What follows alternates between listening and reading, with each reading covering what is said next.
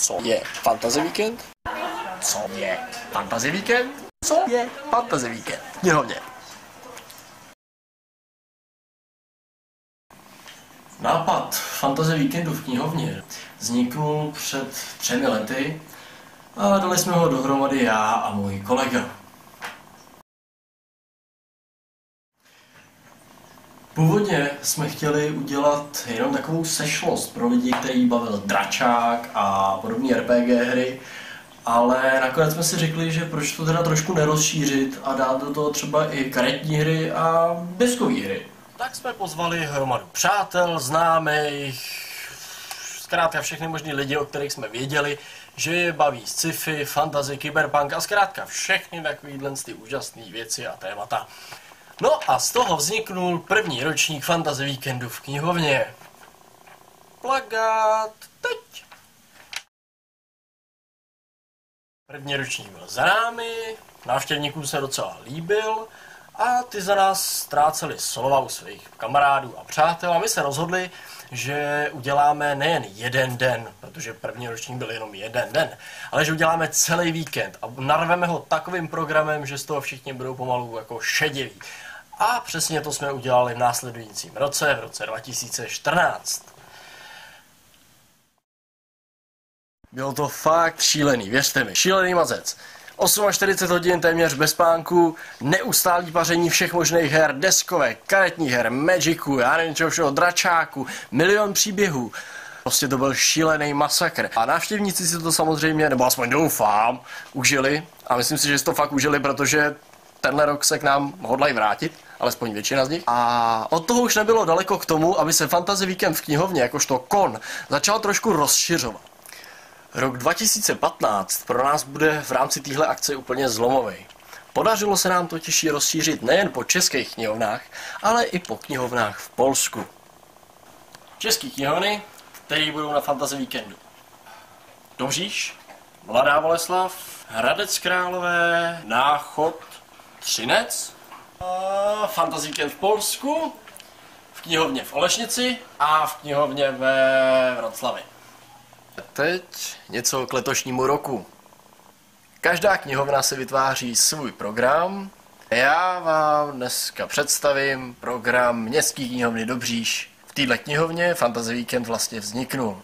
U nás se můžete těšit na spoustu her. Karetních, deskových, RPG, to prostě úplně všech možných. Pátek.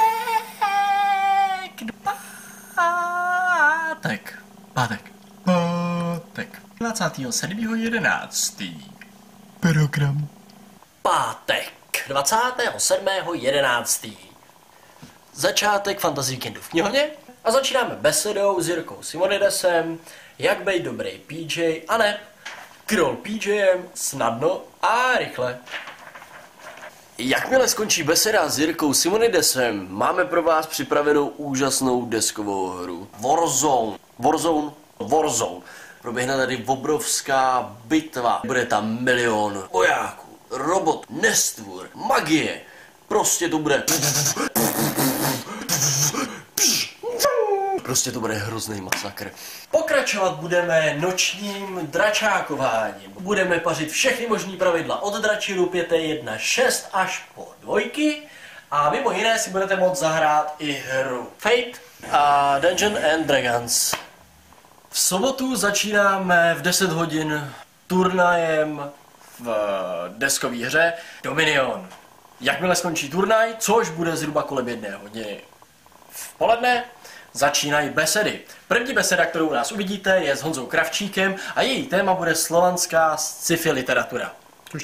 Na to přichází Jirka Volker Procházka a jeho beseda Proměny české sci-fi a fantasy literatury z hlediska tvorby Jirky Volkera Procházky, ale průlet jejími subžánry.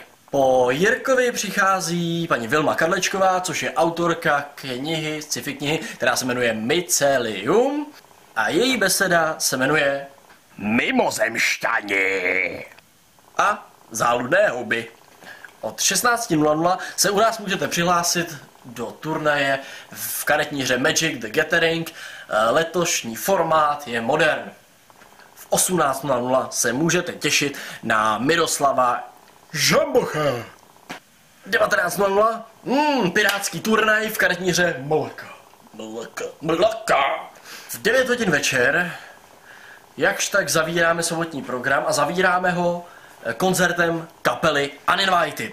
Je to hrozný nářez, uvidíte sami. A v 10:30 začíná naše druhá noční dračáková výprava do temných světů.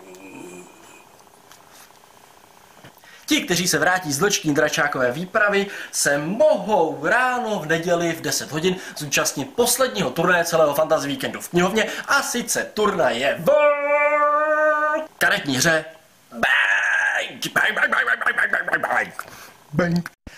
Vážení fantazáci, nerdi, komiksáci, čtenáři, scifáci, scifaři, prostě všichni, kdo máte rádi tenhle žánr a věci, které s ním souvisejí, doufám, že jsem vás alespoň trošku navnadil a že se uvidíme příští víkend v některé z našich knihoven, ať už je to knihovna Dobříš nebo kterákoliv z jiných, a budu se na vás těšit. Elektronické přihlášky jsou na stránkách knihovnadobris.cz a můžete je posílat na e-mail knihovna.dobris@seznam.cz. Tohle je moje první video, doufám, že na mě nebudete moc zlí, nikdy jsem to nedělal, first try, so, you know. Okay, yeah, good.